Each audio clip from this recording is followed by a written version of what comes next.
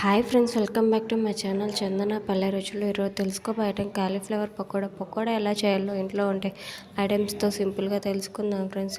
కాలీఫ్లవర్ని అనేది చిన్న పీసెస్గా తీసుకోవాలి. తీసుకున్న తర్వాత 3 times వాష్ చేసుకొని గ్యాస్ పై వాటర్ బాయిల్ అవుతుండగా సాల్ట్ వేసుకోవాలి. సాల్ట్ యాడ్ చేసుకున్న తర్వాత కాలీఫ్లవర్ పీసెస్ యాడ్ చేయాలి. యాడ్ చేశాక 5 minutes బాయిల్ చేయాలి. బాయిల్ చేసిన తర్వాత బాయిల్ అయిపోయాక ఆ కాలీఫ్లవర్ అనేది కొంచెం స్మూత్గా మెత్తగా ఉడకబడ్డాక దాంట్లో ఉన్న వాటర్ని అంతా రిమూవ్ చేసేసి చల్లార్చి పెట్టుకోవాలి. చల్లారిందాక ఒక బౌల్లోకి కాలీఫ్లవర్ పీసెస్ తీసుకొని 2 tablespoon శనగపిండి, 2 tablespoon బియ్యం పిండి, 2 tablespoon కారపొడి, 2 tablespoon గరం మసాలా, చిటికెడు పసుపు, టేస్ట్ తగ్గ సాల్ట్ యాడ్ చేసుకోవాలి. యాడ్ చేసుకున్న తర్వాత లైట్గా కొంచెం వాటర్ మిక్స్ చేసుకొని కలుపుకొని ఒక 20 minutes మ్యాగ్నేట్ చేసి పెట్టుకున్న తర్వాత స్టవ్ పై ప్యాన్ పెట్టుకొని ప్యాన్ హీట్ అయ్యాక తగినంత ఆయిల్ వేసుకోవాలి.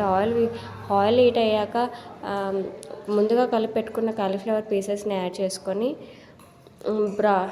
బాగా